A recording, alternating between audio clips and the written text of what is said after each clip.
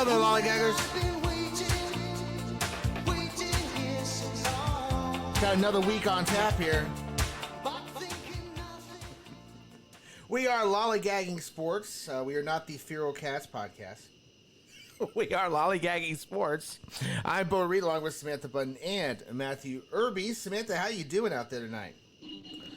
Stay tuned. There may be some feral cats.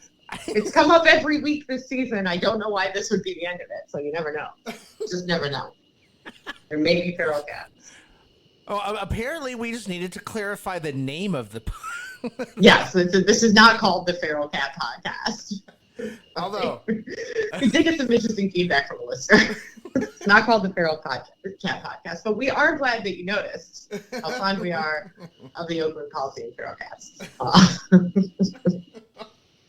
Oh, boy. Irby, how about you? How you doing?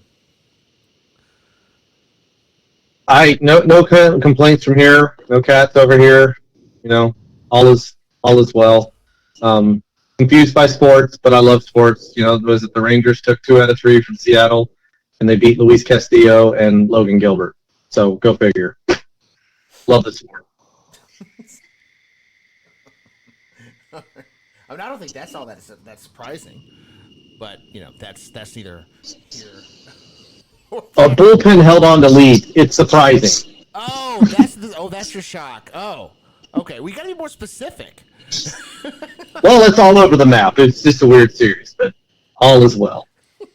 See, we're still on track for the formation of the Guardians-Rangers super team, right? I think so, yeah. We will bring pitchers, you will bring hitters, and we will be a good baseball team. The question there is does Mr. Clement, for you, Samantha, does he have a place on said roster? Oh, absolutely. Okay. Yeah, this is listen, there are, just some people that, just transcend, roster limitations. So, yeah, if we're building the super team, then we need to get, the super team good vibes guys back, which means Ernie Clement and Austin Hedges are both going to need to end up on this team.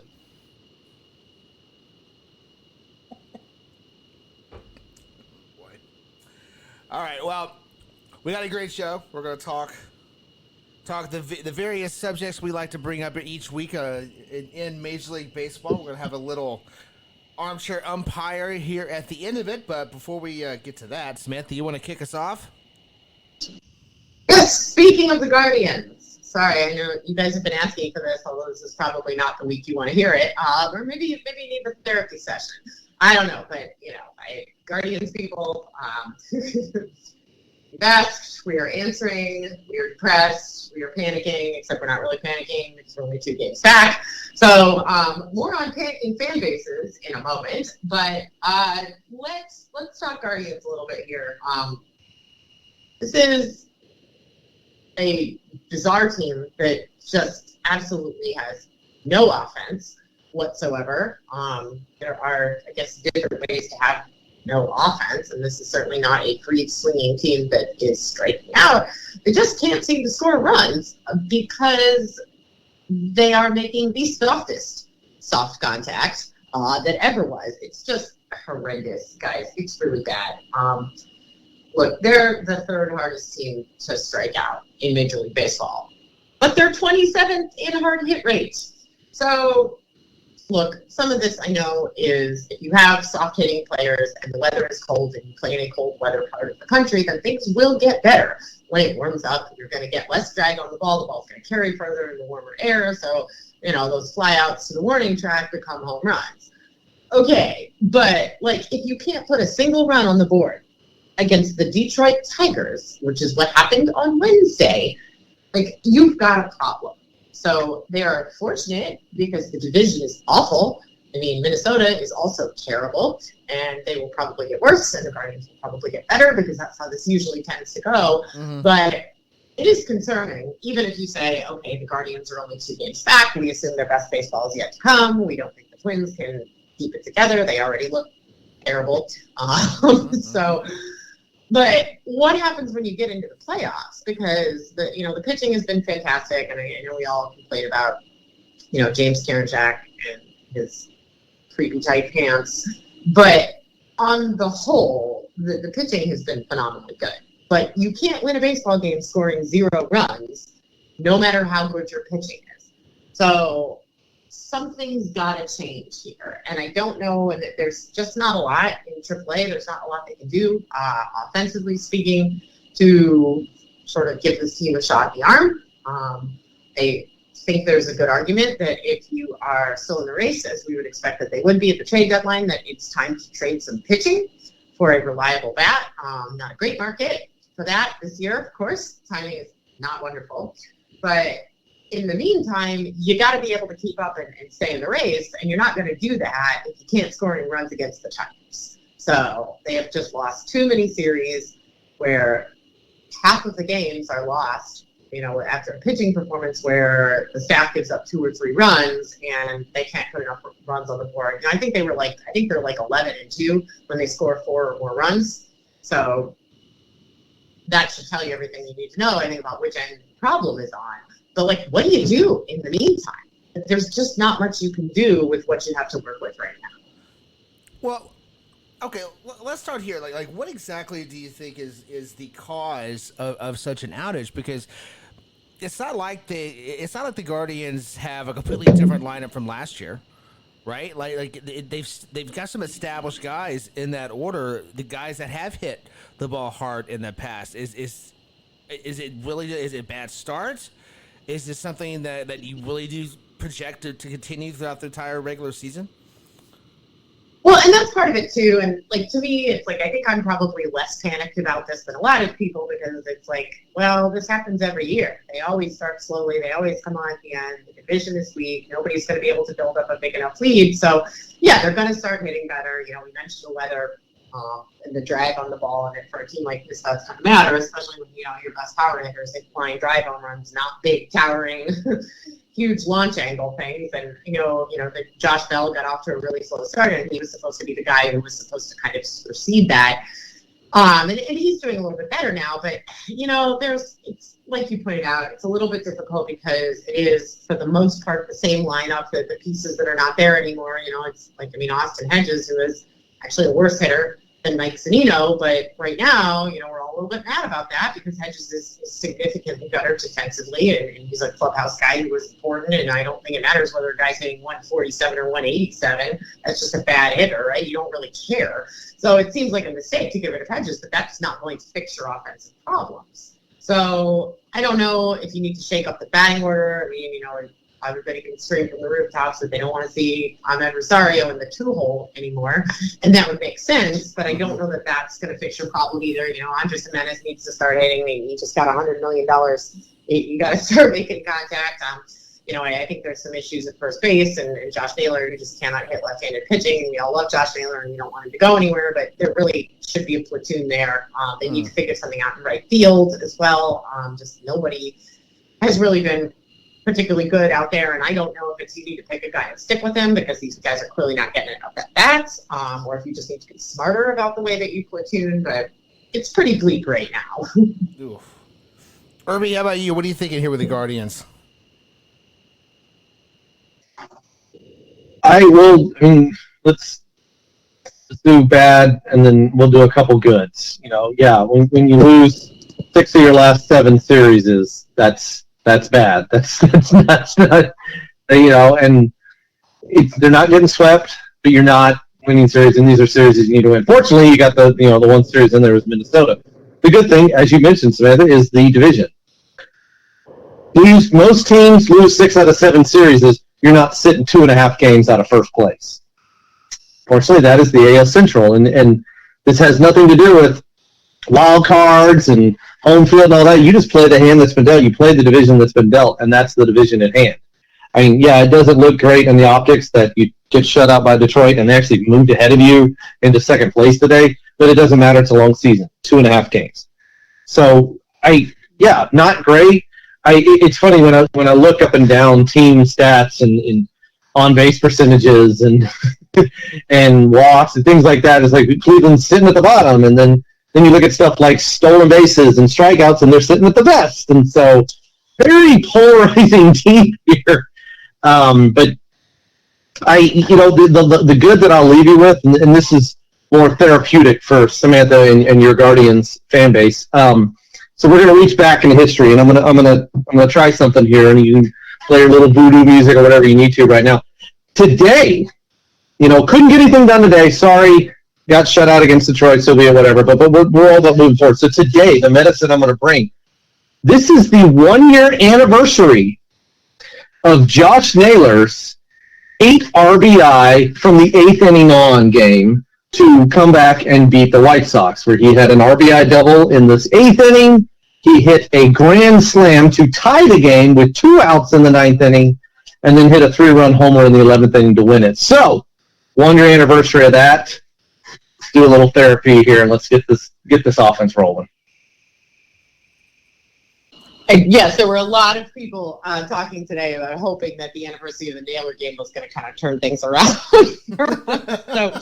so hopefully that's coming tomorrow. But just a quick note before we move on the stolen bases. Yeah, I mean, I think if there's a criticism here that's something you can do something about, it's that why are you not taking greater advantage of the new rules when you are so good at this? They're stealing at roughly the same rate as a lot of other teams. That shouldn't be happening. If you have such a hard time getting runners on, if you can swipe free bags like Miles Strauss, Stephen Kwan, Jose Ramirez, heck, even Naylor's fat ass steals some bases occasionally. So this team runs well and they run smart. So why they are not taking greater advantage of a new rule that is built for a team like them is definitely bugging. It's not even just that. It's like their style of hitting, like that, the line drive, hit them where they ain't. Like that's like, steal the bases, guys. Yikes. Okay. What else you got for us here, Samantha, this week? All right. So we'll come back to the bad news in a minute, but let's hit some good news now. Let's talk a little Cody Bellinger. So This is a guy that I think a lot of us were rooting for, and who has had a rough couple of years after his MVP season. Had some injuries that I think were, how would I put it, underdiagnosed, shall we say? You just looked at the guy. I mean, he just looked like he was not physically well. He lost a ton of weight. He's never been a huge dude, but he hit like he was a huge dude. When he was performing well, and you looked at the guy, and it was kind of shocking. And you're thinking, yeah, those sorts of internal, injuries to the trunk and the torso can really, really take a toll on you. I think in a way that's not necessarily apparent the way that a shoulder injury or a knee injury would be, and just had a horrible time of it. But he really seems to be doing a lot better. So that 1 year kind of prove it deal, paying off for him, paying off for the Cubs. Numbers are up significantly. He's got 7 home runs so far, 9 stolen bases. I think that the 14 walks and only 27 strikeouts, particularly notable to me, because he is striking out a far lower rate and walking at a far higher rate than he typically does. And when you look kind of at the triple slash, the OBP is about the same, 333 this year, 368 this year, 333 for the career. So not a lot of difference there. But his slug is up to 543. It's 490 on a career, and his OPS up at 909 over 823. So not hugely different, but it just feels really, really different. And he is on pace and in a way that feels fairly projectable to have a much better season. And I love that for Cody. And I think that 1 year deal was probably a smart move for him. Again, when we talked about this when it happened, we kind of went, well, okay, good for him. I don't really understand what the Cubs are doing. And it still doesn't make all that much sense for the Cubs. But, right now they are reaping the benefits of that. And I just, I want to see Cody Bellinger do well, especially after he had such a rough time with all the injuries. So this is cool. This is some good news. Yeah, absolutely some good news. And Irby, the Cubs are already talking about long-term extension conversations that they want to have with Bellinger. I don't think he'll do it. I mean, Samantha, I think you alluded to this perfectly. Taking the 1 year deal was smart. He's going to want to take especially if he does do as his season is projecting out to be, he's going to want to take that onto the open market and see what he can really get. And frankly, it would behoove the Cubs not to do a big deal with Bellinger. You have way too many other holes in your roster to be doing this. But you could see where he would turn this into a nice, lucrative, like 5-year deal with a couple of options added onto it. It'd be a seller's market for hitters this offseason too. So it's a good time to be in this position. Yeah, no, you guys make a great point about that. And we have a couple players out there who've done deals, and Bellinger, it's wonderful to see that. It is it's the eye, it's the, I know he's listed now, he's listed at 203 pounds, and I'm still looking at that going, is that so bad? 203? That's hilarious. Yeah. Thinking like 175, maybe? 175. Yeah. And he's tall, too. Keep that in mind. He's tall. But... Was he wearing a really heavy chain when he was waiting? Maybe he had the catcher's gear on or something. Yeah, he had the turnover chain.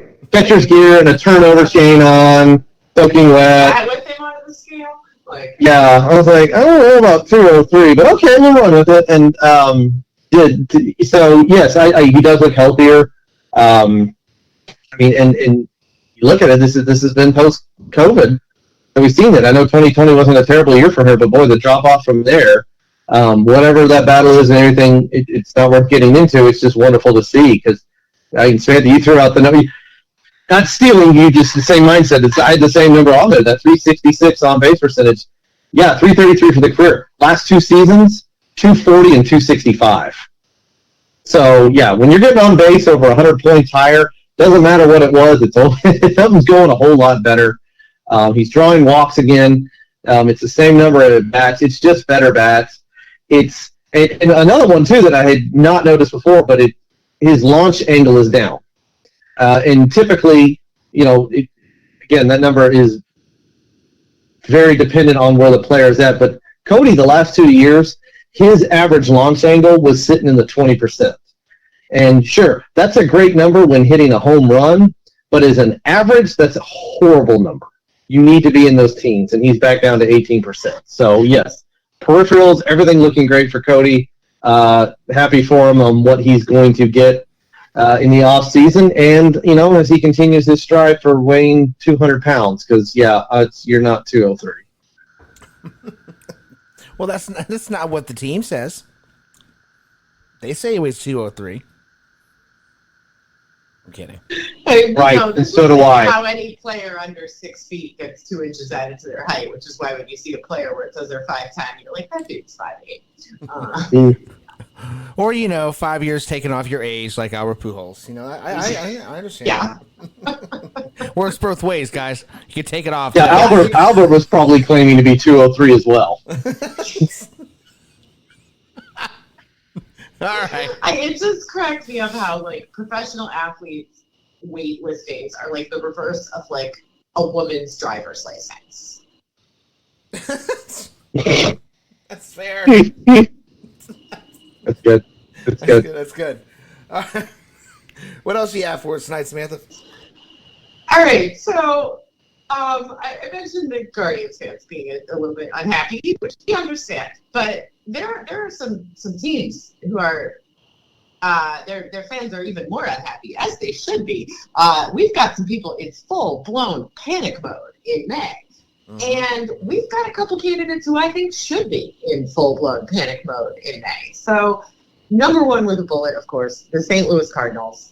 Some truly fantastic stuff by the guys over at Baseball is Dead, taking the voicemails from Cardinals fans who were, losing their minds. I mean, there was a guy who was like, I'm physically sick. I think I'm a Braves fan now. And you're like, you haven't had back-to-back losing seasons since 1994 and 1995, which is, I think why this is happening, right? They don't know what to do. Yeah. And I know there's a performative aspect to this kind of stuff. It's almost like you're cosplaying it, being a losing team, as those guys pointed out. And that part's not great. But I think a lot of it is just, if you are used to being successful it's like the panic that comes with something like this is so much greater than teams that are either, used to at the very least being in the cycle of like compete, rebuild. But the Cardinals really don't go through that, and they've been at the top of their division more often than not. They just don't have many losing seasons. So full meltdown. A little bit hilarious. It's a little bit funny, and I respect Cardinals fans, and so I'm willing to give a little more latitude here for people who are usually pretty smart and rational who are melting down. It just feels a lot different than, Yankees fans, the Chicken Littles of Major League Baseball, who, the sky is falling every time, unless they have an, 800 winning percentage, then everything is awful and everyone should be fired.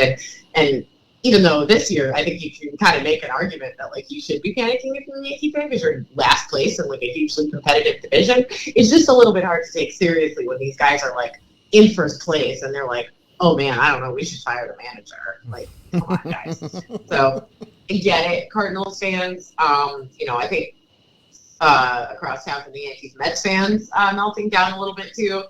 Same with the Phillies, and those two are tied with each other for third place in the East behind the Braves and going to have a hard time catching up. And I don't think either of these teams is that bad. I think they're both going to get better.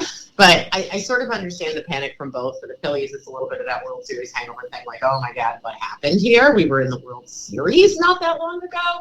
And for the Mets, I mean, there are some pitching problems there that I think are very, very real. And even though their record is not that bad and they're not in that bad of a position relative to their division or even to their league, yeah, I understand it. Also, you spent a lot of money this offseason, like a lot of money, like way more than anybody else, and you don't have anything to show for it. And then, of course, Seattle, I think, needs to go on this list as well. Again, they're not doing that bad. They're at 500. They're in the tie for third place, but, certainly some well-warranted panic there. Of course, Cleveland and Minnesota, it's hilarious because Minnesota's in first and Cleveland is in second, and both of their fan bases are freaking out because neither team can hit, and they both look like they suck. But, you're in this bad division, so lot of panic there. Much more so than for, say, the White Sox, who really are truly bad, and those people are all like, yeah, we knew this was going to happen. So, sorry, guys. Good for you, I guess, for knowing it was coming. But, if anybody else wants to comment or submit any other teams, which I may have forgotten, who look like they're in full-scale meltdown mode right now, throw it out there. Seattle's an interesting one to add to this list because, like you said, they're at 500. But when you look at why they're 500, you can see why the fan base would panic because yes, they lose Robbie Ray. They still got Castillo, who lost today. Oh, excuse me, we're recording this on Wednesday. Lost his last start. Bullpen's been fine, but they can't hit. They're having some serious offensive struggles as well, and. You look across the aisle here, and you see some upstart teams in their division just tearing the cover off the ball and getting good pitching. Yeah, I can see where the panic was set in, Samantha. That's an interesting ad. I hadn't actually thought about them until you brought them up here, but that's an interesting addition to add here. Irby, how about you? Do you have any teams you want to add in? I will, one that was starting to panic, but things have gotten better with the 2-game winning streak. The Rockies are 6 games away from 500, so quest for 500. Things are looking a whole lot better in Colorado. No need to panic. We're back on track. Yeah, back on track. Things are looking better. Things are looking a whole lot better. The Seattle one, yeah, I like that one. What you guys are saying because this is supposed to be like they were supposed to be how this is playing out. They were supposed to be where the Angels are. If not where the Rangers are. And sadly, I have to do a little bit of that too. I have to call out some of the Ranger fans too. Yes, the bullpen is a mess. We all knew that. Everybody knew that. The bullpen knew. Everybody in the world knew that. Okay, so stop when the bullpen blows a few games. Yes, it sucks, and the team could be better off, but this was not the year. So everyone calm down. Okay, the bullpen is the problem. Yes. This is it's like a car with 3 wheels. Hey, that's the problem. I'm aware. That's why I'm driving to the mechanic shop to get it fixed. But thank you. Samantha, anything you want to add here? No, I just wanted to comment on, because I think you brought up an interesting point about Seattle. That I think part of the reason that's happening is because that division doesn't look like what a lot of people thought it was going to look like. Mm-hmm. So it's got to be, there's a sort of two-part problem here, one of which is it makes you panic more when Houston is actually not doing that well, because you were resigning yourself to a wild card and you realize they're actually not looking that good. And I unfortunately, I do think the trash cans are going to get a lot better, guys. So bummer for all of us, but it's like that feels like a lost opportunity. But then you also have this other problem where, like, Texas is not going away.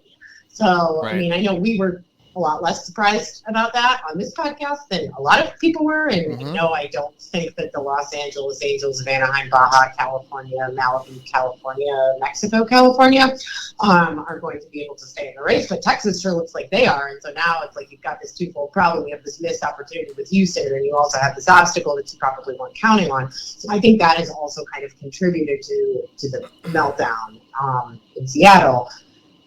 In a sort of the situational problem. It's sort of the opposite of the AL Central, right? Where you can say, oh, Cleveland, you don't need to panic. It's going to be fine. Your division sucks. The Mariners, opposite problem. Yeah. It's a wide open division now. It materialized oddly on Monday. Monday night, what is it, the eighth inning, where the Rangers are up a run and beamed a Seattle player, and everybody booed, which was confusing because the Ranger fans were also annoyed because we just put the tying run on. And then another player was beamed, putting the go-ahead run on, and the fans continued to boo, and I'm like, what do you... No, this is good for y'all. Why are you booing? Like, we're booing. You're booing for the wrong reasons. Oh, no. It was a very odd moment of, this is helping you, but all right, cool. How about this? We'll strike this guy out, and then you gotta be happy. He didn't get beat. Yeah. Yeah. What sucks is it's still too early to make trades to fix that bullpen, but that's coming. But that's a conversation for a later date. All right, Irby, you're up. What do you want to lead off with tonight? Well, I made it kind of a habit the last few weeks of these good young hitters getting the job done, and this one here, he finally, not as young, getting a chance. He does stand 6'4", 225 pounds, and it is a legit 6'4", 225 pounds, and that is one Brent Rooker. Brent Rooker of the Oakland A's. The what are the A's at? 4 wins? No, it's probably more, but that doesn't matter. It's not about the wins there. It might be 5. It might be 5. We don't know. But Brent Rooker's taking care of business himself.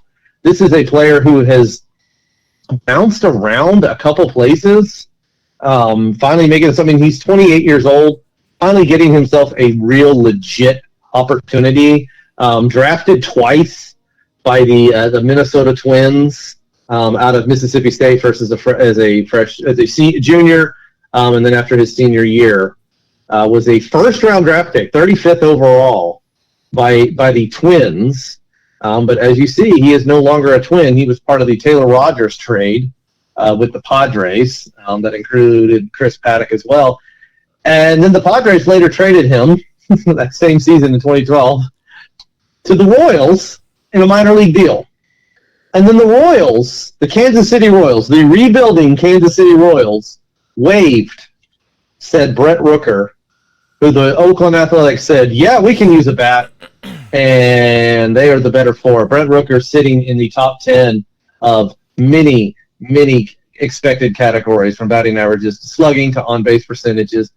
We can sit here and talk about these StatCast numbers all you want. They are solid numbers. The guy is putting the bat on the ball. He's not missing. He is barreling, legitimately, but it's not just his swing. He's not chasing bad pitches. He's drawing walks. That is the big reason of why we are seeing Brent Rooker go from a player who has seen time in the majors every single year since 2020. Every year since 2020, he has had time, but it's not a household name. It's not a name that we really know about because it hasn't been any real looks. 2021 was his best year. Minnesota gave him 58 games to prove himself, and nothing really materialized. Oakland's giving him a chance, and Oakland's reaping the rewards. And boy, this is one of those ones that Oakland loves these things because they can get a lot of minor league pitchers for them later on. Yeah, I don't know, Samantha. This sounds to me like the Guardians' next winning trade. Will they accept feral cats in trade? I mean, is that part of his power? Maybe we don't have any feral cats. I think you have to take the feral cats because they're leaving Oakland. You have to take the feral cats and Brent. I see. I could get on board with that. I think we could figure some out with that. That would be fine. Also, like, Irby, do you want to tell people what this gentleman's full name is? Like his actual name? His bases loaded name? Yeah, his Super Nintendo. Yes, sure, and you'll understand why he goes by Brent. Yes, this is November 1st, 1994, in Germantown, Tennessee, was born one Terry Brent Rooker. Does sound like something off a video game or a movie. Terry Brent. Right, it's Terry so Brent weird. Like, that does not roll off the tongue. Terry Brent. Like, and like when you're mad at him, do you call him that? Terry Brent? Like, how did you get Well, it's not initials that you can put together, like AJ or TJ, something like that. TB! No, TB! Yeah, I don't know what was going on there. Terry does feel a little bit like who was still giving the first name of Terry to a male child in 1994? That seems a little weird, so I see why he decided to roll with Brent. Like, I feel like everyone who's named Terry is, like, over the age of 60. So that's kind of weird, but, it's working for him. It's working for him.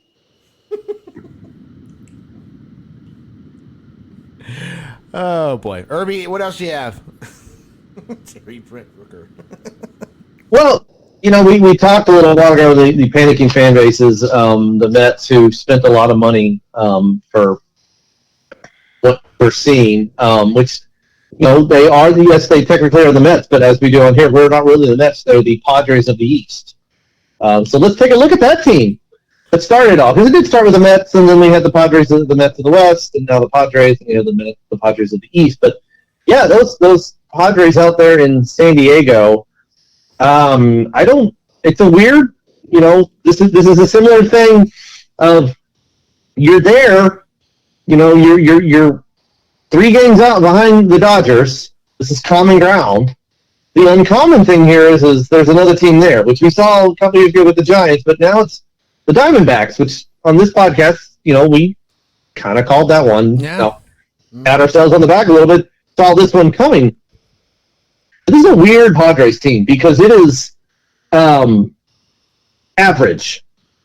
And I know that I have to explain more than that, but man, when these guys win a series, they follow up by losing a series. When they score a lot of runs, they follow up by not scoring any and giving up a lot. Like, this is the most average team out there, and it shouldn't be because of this lineup. Like up and down this lineup, this is a fantastic. This is a video game lineup. Mm-hmm.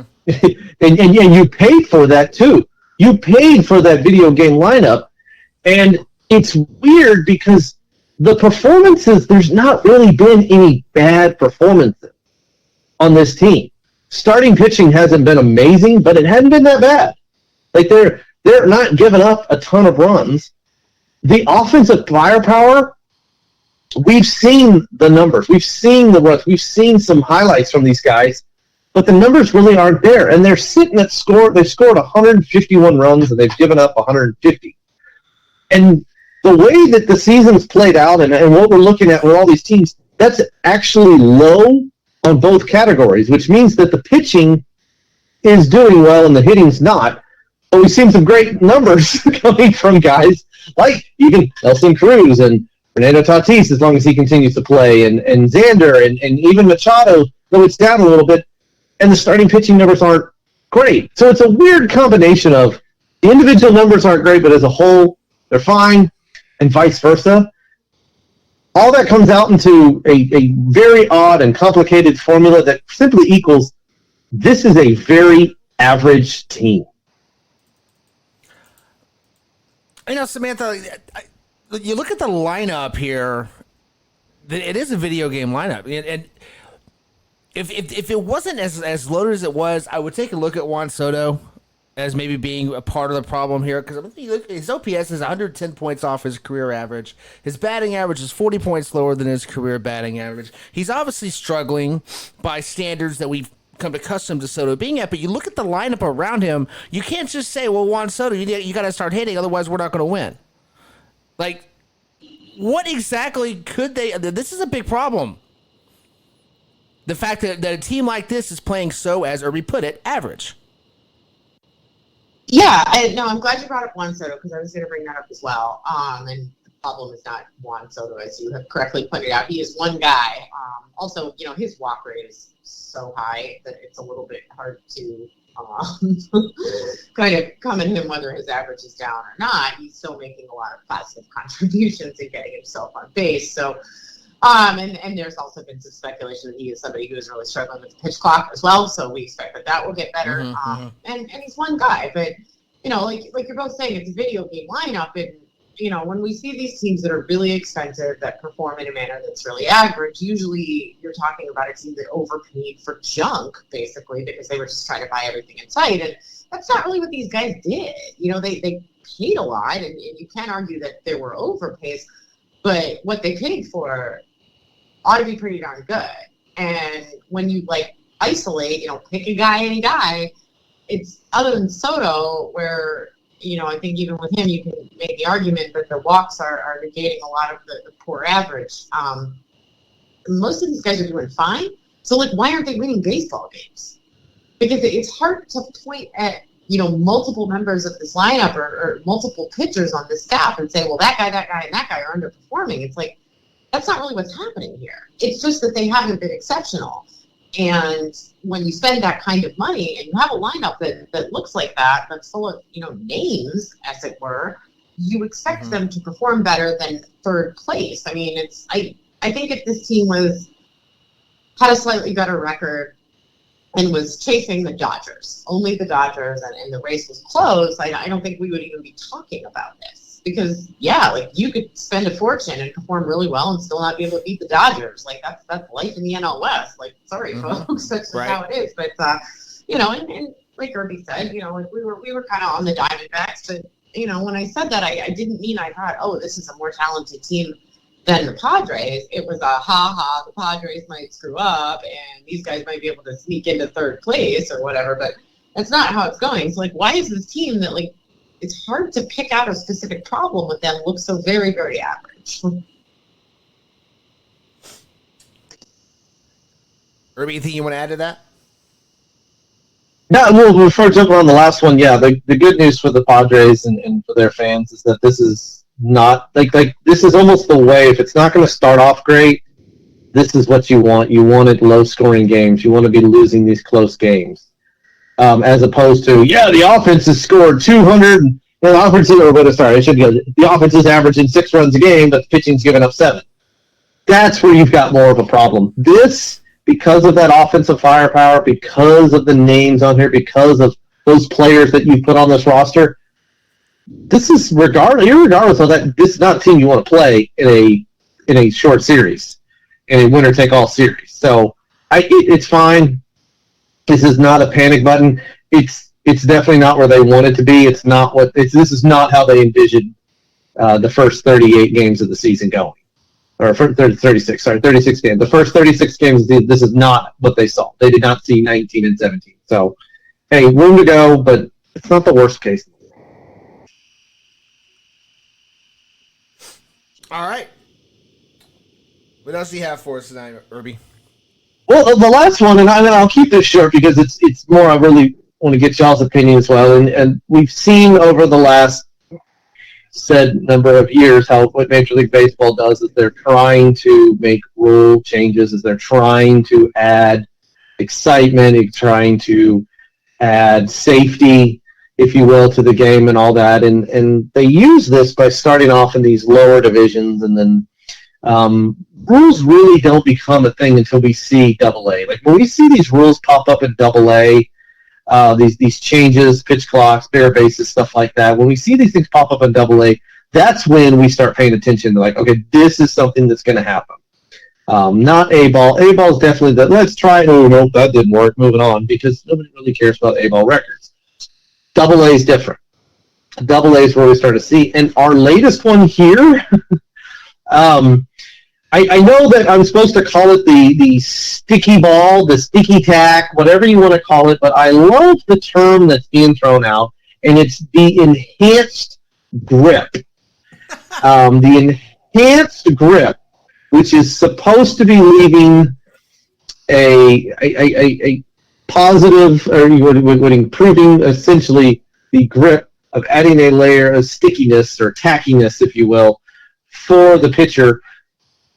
What's happening in Double A, there are more and more teams reporting the fact that there is a residue staying on these pitchers' fingers. There's a residue getting in entire hands. And as we've already seen in the majors, that's going to get you a 10-game suspension. So I don't like where this is going. You can call it enhanced grip all you want. This is a sticky situation that's being developed here. I knew you were going to do that. I had to. I knew it. Okay.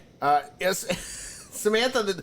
The one thing that's always fascinated me about baseball is the only sport that cannot be consistent with the ball they put in play. Like they just can't do it.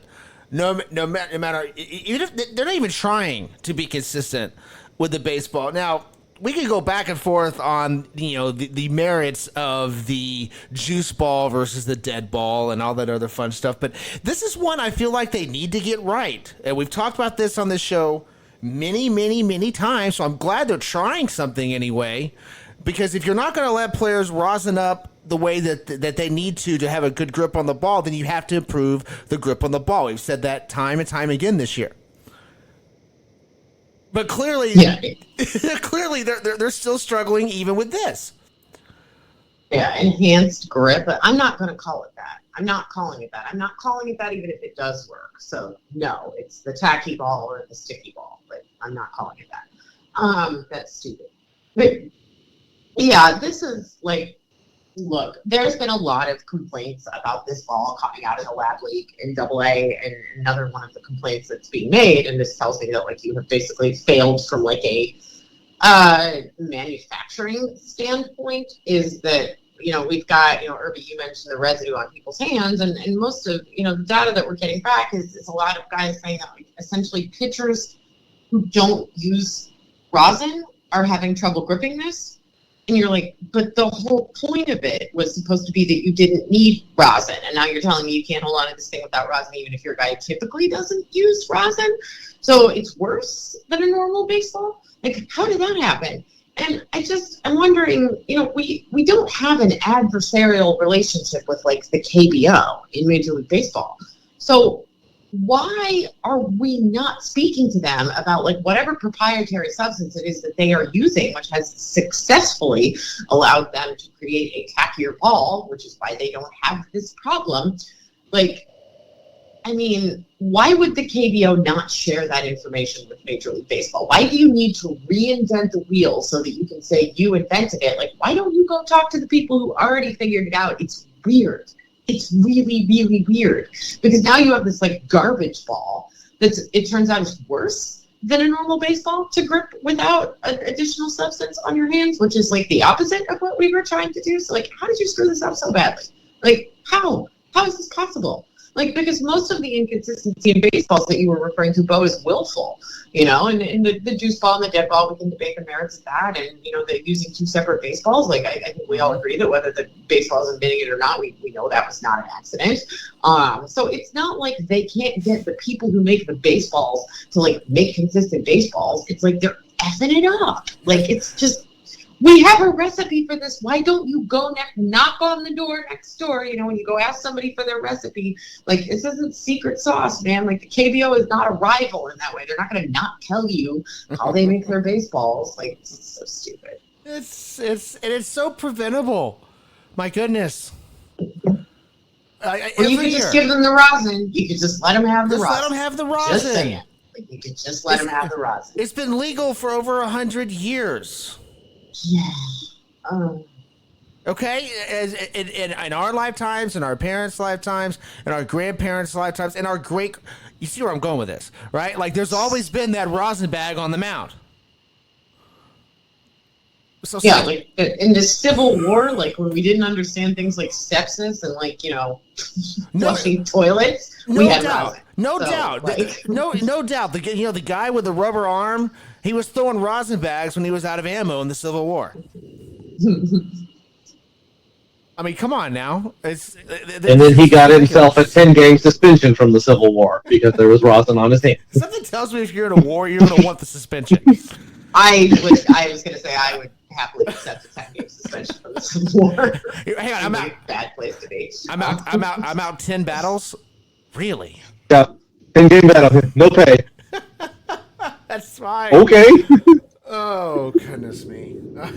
Samantha, anything you want to add here before we move on? I mean, listen, when you're in like a land war where things have gotten so bad that like you have to boil and eat your own shoes, like take the suspension, man. What are you gonna do? Just take it. Herbie, how about you? Anything you want to add here before we move on? No, it's mixed signals. It's confusing messaging. It's crazy that Major League Baseball is trying to fix something and makes it worse. Like that's called Ferrariing. But I thank you for bringing up the KBO, Samantha, because it's literally somebody here who figured it out. But nope, this is Major League Baseball. We're going to put our blinders on. We're going to put our head down, and we're going to figure it out, even if we can't. All right. Well, speaking of mixed signals and confusing messaging, let's talk about the Angels, because we are once again they're trying to tell us that they're a competitive team. They did this last year. In fact, the West, outside of Texas, the West is looking a little bit like it did last year, where you had Houston struggle out of the gate, the Mariners kind of hanging around, and the Angels right there on top of both of them. And then the Angels finished the season down towards the bottom where the Rangers and A's were. So my question for you guys, is there anything at all with this Angels team to suggest that this year will be any different than last year? Samantha, you want to start off there? Sure. No, there is not. I just, Anthony Rendon has his first, it's been 84 years. He finally got a home run. There's nothing I'm seeing here that convinces me that the problems that they have had in the recent past have been fixed in a manner that is sustainable.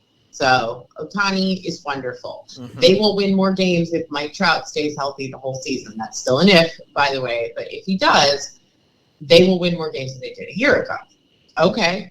Well, they're not going to win enough more games than they did a year ago. And they still have many of the same problems that they had, which they did not address. I mean, we saw some sort of goofy, like, see, we fixed our pitching. No, you haven't. No, you haven't. And it's, again, there are divisions. If you play in the AL Central, no, I take that back, because I don't think the Angels would win the AL Central. I don't think so. No. So I think they're going to be a better team in a very technical record sense than they were a year ago? Yeah, probably. I think they probably put together more wins, if for no other reason than, Mike Trout's got to be worth, 4 wins on his own. If he stays healthy, which it seems like he might. So, okay. Ohtani just seems to, invent new statistical categories to exploit. So, sure, that's going to help you, but is it enough? No, not with the way Texas is playing, not with the way we know Houston is capable of playing. I mean, if somebody wants to have a conversation with me about, is it possible for the Angels to finish in front of Seattle, like, I think I would have a very different answer to that now than I would have a month and a half ago. And, the answer then would have been absolutely not. Now the answer is I don't know. I mean, they can beat the A's, good for them. Like, so can the Federal Cats could beat the A's if they were to field a team. So that's not really much of an accomplishment. But, yeah, I'm not super impressed by this. Like, I'm impressed by Ohtani and Trout, because when are you ever not impressed by them? But, like, we also know that, like, 2 people does not a playoff spot make. I mean, don't get me wrong. I enjoy baseball season, but I don't think I've looked forward to an off season more than this one in a long time because of that Ohtani potential mega deal. So, that's another conversation for another day, though. Irby, how about you? Anything to suggest that this year is going to be different than last year for the Angels by the time it's done? Nope. Nope. And I'll make it simple. Let's go through your series so far. I mean, this there's no way I don't even need to set it up. Okay, here's the series that the Angels have won. They have beaten the A's, the Mariners, the Nationals, the Royals, the A's again, and the Cardinals. Series they've lost: the Blue Jays, the Red Sox, the Yankees, the Brewers, the Rangers, and now the Trash Cans. Hey, you can beat bad teams and you can lose the good teams. Both Trout and Ohtani are in the conversation for MVP, which I'm putting as big air quotes as enhanced grip for that MVP. Okay, there's nothing. This is it. It is like Angels baseball is quickly becoming the definition of insanity. When you do the same thing over and over again and expect a different outcome. Sure, you can get excited all you want about, well, we're sitting in second place. We're ahead of Houston for now. Like you don't get to play the A's and the Cardinals and the Royals all season long. Okay, pretty soon you have to keep playing those teams with better records, and you haven't beaten one yet. Okay, you know who else hasn't beaten a good team yet? The A's, the White Sox. Actually, the White Sox I think even pulled one off. Okay, so no, this is insanity. It is insanity to think that the Angels can do anything productive towards the postseason. It is the same thing over and over and over again. Samantha, anything you want to add to that? Is this going to be the excuse? They'll hang around just long enough that'll be the excuse not to trade Ohtani? Yes. Yes, absolutely. I think they've already made that. The memo has already been typed up. Oh, yeah. I think so, too. I think they are not going to trade. Whoa. It's the stupidest thing. It's the Angels, okay? They sent a fax. There's no memo. It's the Angels. And yet a fax that's not plugged in like the Cincinnati Bengals, right? Yeah. AJ McCarron trade all over it. All right. Okay, so next on my list, Samantha, I want to talk about Bryce Harper, and not how awesome of a player he is. I'm just curious how it's possible that he's already back, because it seems like a week ago that he had Tommy John surgery. Now, we've talked about Tommy John in the arm and all that fun stuff on the show many, many times. We all know that position players come back faster. But this was really fast. And to my knowledge, he didn't get the shortcut Tommy John. Like, he got the full-fledged elbow ligament reconstruction Tommy John surgery, right? Like the big one, the main one. That's supposed to be, I mean, it knocks pitchers out for a year and a half. Position players can come back in less than a year, but this is a matter of months. And he's already back. Any idea here on how he was able to do that? I wish I had the answer to that, because I think I would become suddenly extremely marketable to, 29 other Major League Baseball teams. Right? Also, get your guy back quicker from Tommy John. But the White Sox aren't interested in that. I'm sorry, 28 other teams. Corrected. But look, I mean, this is one of those where I feel like you almost just have to do where you just tip your cap and you're like, man, Bryce Harper, man. Bryce Harper's amazing. And maybe that it really is what it is. We hear the phrase fast healer tossed about frequently, and I think that the type of shape that you are in matters certainly. I also think his swing has something to do with it. There are people who I think the swing path somewhat dictates sort of whether or not you would be able to do this. So there are some mechanical aspects to this that I think make it a little bit easier for a guy like him. And when you put that together with sort of being a fast healer and being somebody who was no doubt in bodaciously good shape going into it, all these things put together, you go, okay, yeah, I could see how you could come back sooner. That doesn't quite explain how soon he was able to come back, because this is notable. It's not just like, oh, yeah, he was back like 3 weeks ahead of schedule. If that were the case, we'd just go, oh, yeah, of course, some guys heal faster. But I think you kind of have to put all those things together, and then you just throw like the magic dust of I don't know, man, Bryce Harper's just something else. He's incredible. Not going to be able to give you an explanation for this because I don't think that there is one. Yeah. So, which is unfortunate, because it would be super cool if we could perhaps shorten the length of time that we lose these guys for, because that just, it just sucks when you hear somebody needs Tommy John, even a position player. It's still a long time. Yeah. It's not as bad as a pitcher, but it's a long time, and it's super cool. And I wish that there was some sort of, information that would be transferable to others that they could share about this. But I think this is just I don't know, man, sometimes you get a guy who's just a freak in the best possible way, and that certainly describes Bryce Harper in so many facets of his game, that it's well, if there was going to be a guy who was going to be able to do this, what the heck, man, why wouldn't it be Bryce Harper? I just, I wanted to come out the actual surgery itself was some new technique. Right, because then we could really we could Los Angeles Angels of Anaheim this and call it the Tommy John Bryce Harper method of Tommy John, or the Tommy John Bryce Harper, and hyphenate that thing. There's all kinds of word salad that we can do if that's the case, because this is just this is just fast. It's almost like too good to believe fast. Well, then maybe that's where you're at. Are you getting Tommy John's? Yeah. Which one are you getting? I'm getting the Bryce Harper version. Oh, okay. So you're not getting the so many names, pitchers' names that never materialized. I don't want to be mean. The Todd Coffee. The Todd. Ooh, there we go. Yeah. Wow. I'm getting Tommy John's. Which one? You getting the coffee or the Harper? I'm getting the Harper. Oh, cool. We'll see you next week. Yeah. Everything's gonna be fine. I hope it goes well. It's good for baseball. It's good for the Phillies, obviously. Happy to see him back.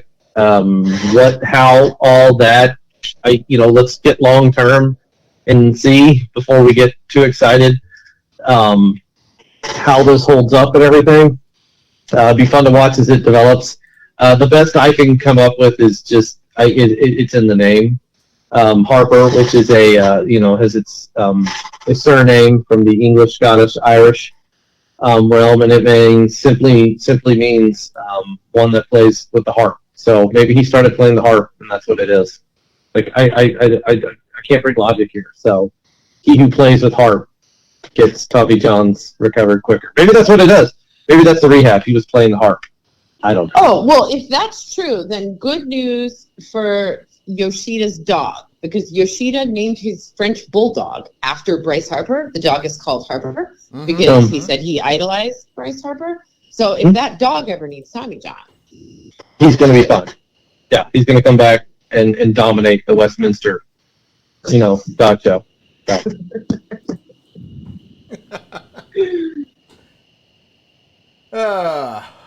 Okay. All right.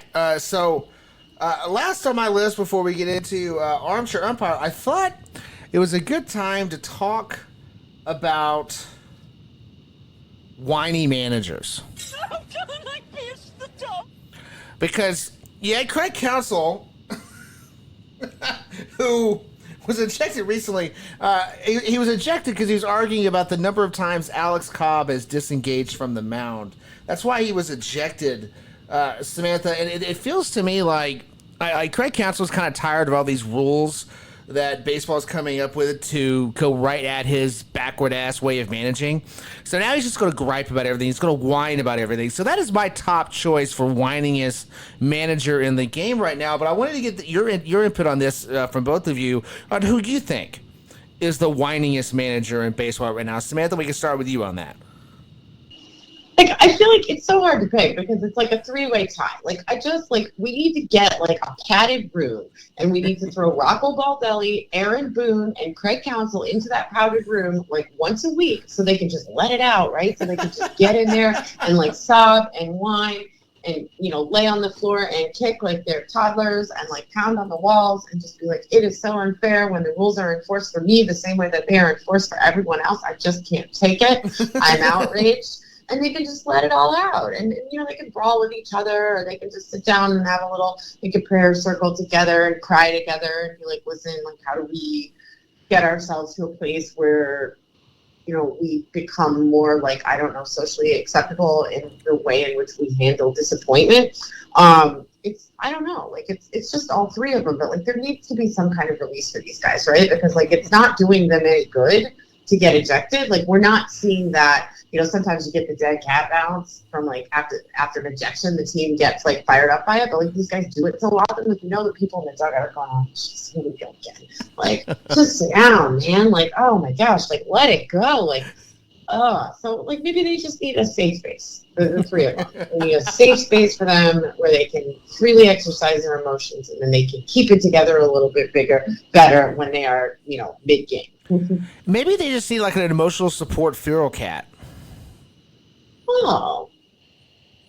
Yeah, I mean, you could channel it through the cat, right? Mm-hmm. Like, I don't know what you do with the cat under those circumstances. Like, I don't know. I guess it's just like you share your feelings with the cat, and then the cat goes and like, I don't know, takes over another suite. Does the Coliseum have suites? Takes over another bathroom in the Coliseum or something to get concession stands. I don't know. There's got to be some sense for that. There has to be. Irby, how about you? Who's your top choice here for whiniest manager of the year thus far? Thus far, oof. I mean, it's hard not to give it to Pedro out there in Chicago.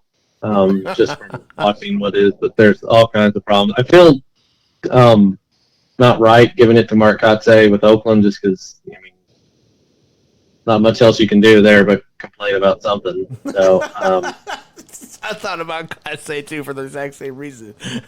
Yeah, I wish I could put. I can't. So this is the one I can't put on the list, and then it gets to what I just want. It's still Nevin, just because you've got arguably two of the best players in the game, and you still are average. So there's got to be something in there, but that's where I miss. And congratulations, universe, you win. But I miss Mike Scioscia. Man. Could you imagine Mike Scioscia with Trout and Ohtani, and they're still not winning? Yes, but he'd quit. He would just quit. The whining he would do. Like he would be telling umpires, "You got to throw me out of this game so I can get away from these guys." Like you win, universe. I miss Mike Scioscia. I'm not going to go that far, Samantha, but that is interesting. Mike Scioscia, especially with today's rules, how many times a game would you get that confused look on his face towards the umpires? I don't even know if he counts. I mean, he's not really a big ejection guy, You're right, but he does. That's true. But he does bark from the bench a lot. Yeah. Yeah. Yeah. So, but with Joe West departing, I feel like we get less of those arbitrary arguing from the dugout ejections. So we still have some. I mean, I'm sure Phil Cousy would be happy to throw you on the game. Barking about balls and strikes and that. Oh boy! All right. Well, that wraps up our fun individual topics for the week. So, Irby, all that's left is armchair umpire. You ready to rock and roll with that? Oh, you know it. I've always got these ready to go.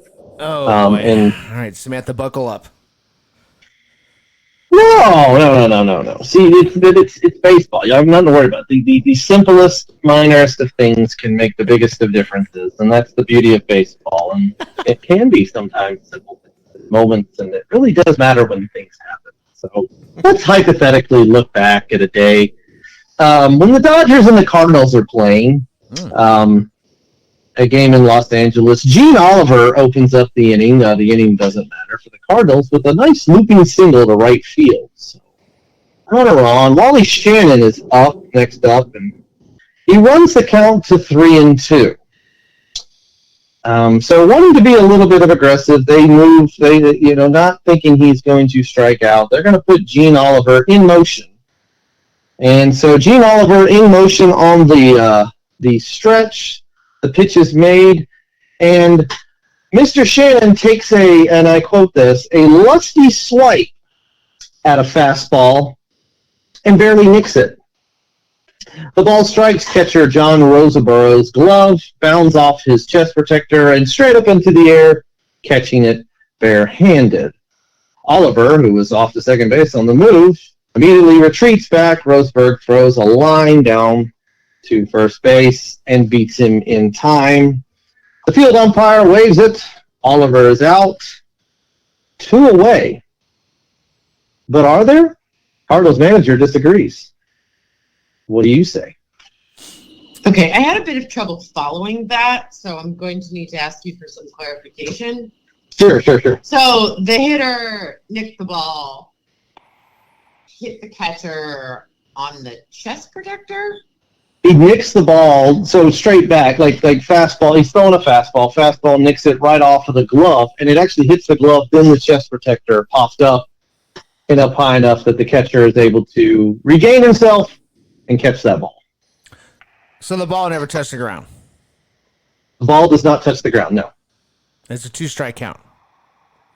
3 balls, 2 strikes. And then he throws down to first to pick off the runner. The runner who was in motion, yes. So basically at 3-2, they put the runner in motion, believing, he's not going to strike out, so let's go ahead and get things going. So they put the runner in motion with the 3-2 count. There aren't 2 outs. Okay, sidebar. But, yeah. How was the runner put out by the first baseman? Is it a tag, or was he just on the base? So the runner in this situation is too far gone that when the throw's made down, he's out before even realizing. So it's caught, touches first, and then the runner starts walking off the field, knowing that he is out.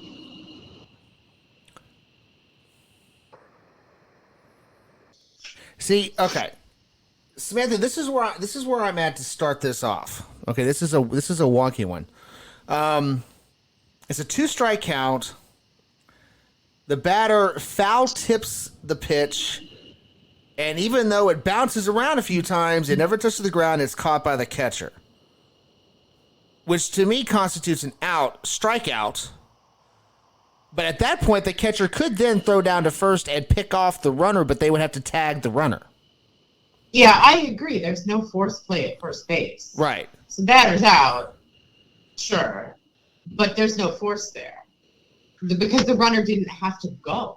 Right. So nor does he have to get back. Right. So,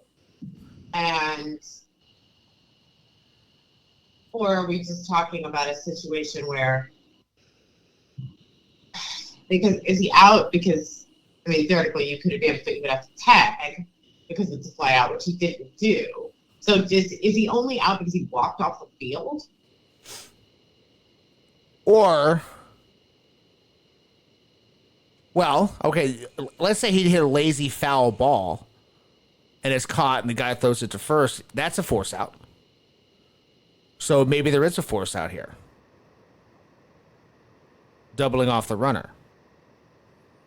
We just don't hear about it enough because most of these foul tip into a catcher's glove don't result in a guy taking off from first. So right, but the fact remains it's still a foul ball that's caught by the catcher. And just to clarify, the catcher was in foul territory when it hit him, right?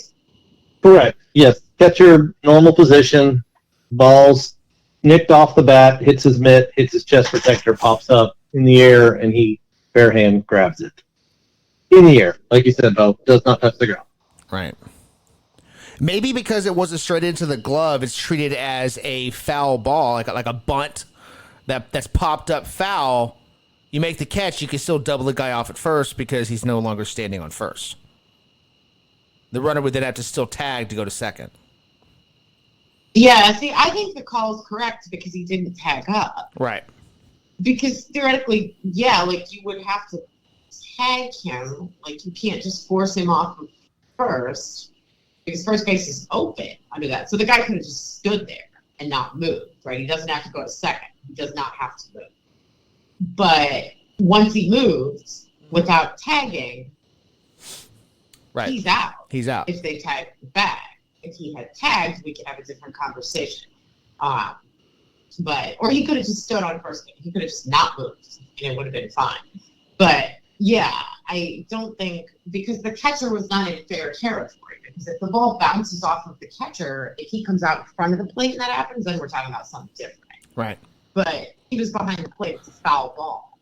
Like the fact that it hit him, he's not in the field of play when it hits him. So I don't think that matters. Like, so I think we think that the call on the field is correct, right? Well, one quick question just to clarify, Irby. It never touches the batter, right? It bangs on the catcher's glove. Goes straight Correct. up. Okay. Yeah.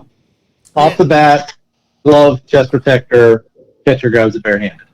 Okay. Then yeah. I think. Then he's just out. I think you got 2 outs, nobody on base. Okay, and why is the runner out? Sorry, I just wanted y'all to explain that one more time so I can hear it.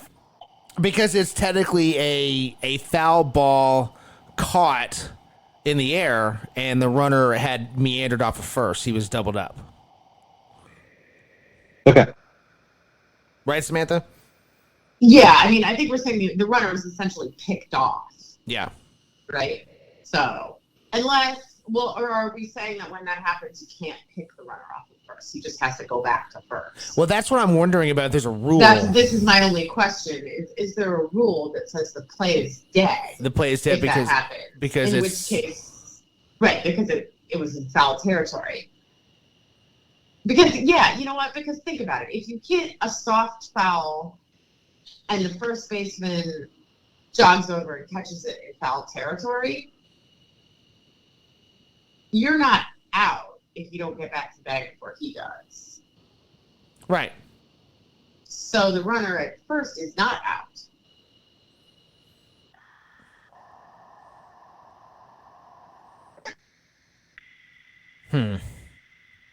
It could go either way. Like it really could go either way here. Like I'm not solid on either one. I'm about 50-50 on each one. Yeah, because you can't pick off a runner in the field on a foul ball because the play is over. Right? But if it's once true, the foul ball is caught. But you can double one off if you catch it in foul territory and they're off the bat without tagging. Can you? Yeah. Then why does everybody just jog back when something is caught? Nobody ever hustles back to the bag when a ball is caught in foul territory. I could be wrong. How would you double somebody off there? Like, I just don't think I've ever seen that happen. Because, like, if somebody hits it into foul territory, like, the guy doesn't dive for the bag to get back. It's just foul. He just can't go anywhere.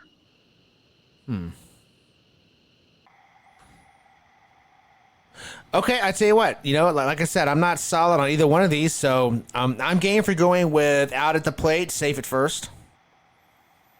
Yeah, I think so. Unless there's something, like, to me, yeah, the foul ball out of play, the ball is dead. Like, I guess my only question would be if there's something weird about the way that it hit the catcher, which I think is just saying not to mess with us. So, I don't know. My opinion would be, and maybe I'm wrong here, but like I'm thinking you don't hustle back to the bag. So unless there's a rule that is different about a ball that's tipped behind the plate on strike 3, as opposed to just your typical fly ball that is caught in foul territory, that ball is dead. The play's over. So I would think the same thing would apply here. But if there's something weird about the fact that it was strike 3, that is where there might be an issue. Well, what do you say we learn something new then? Yeah, I mean, are we just, okay, so do we want to just roll with it and say, like, yeah. Okay, like, we think, based on what we can verify, we think that the runner at the plate or the batter is out and the runner at first is safe. And then we're going to find out if we're going to learn a new rule or not. Yeah, that works for me. Okay, Irby, that's our final answer. All right. Good job. That was fun. I liked y'all talking through that and everything, and you guys really worked through the problem.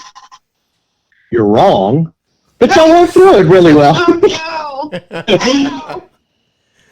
Oh no! Our hitting streak is over. Listen, hey, that's okay. Y'all had a great run.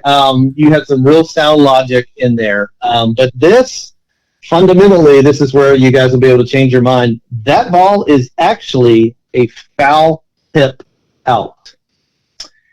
A foul tip before 1957, anything after touching, if it was not immediately caught by the catcher, it's an illegal ball, foul ball, boom, no one out, or anything, dead ball.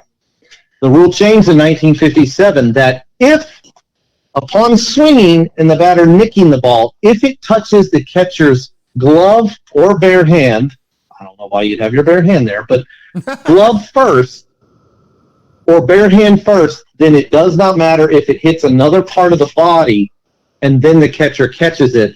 That is a foul tip, strike 3. The runner in this situation, had he continued to second and stopped at second, would be awarded a stolen base. Wow. Safe at second. But because in the confusion him walking off the field, he is out because he walked off the field. The throw down to first didn't matter.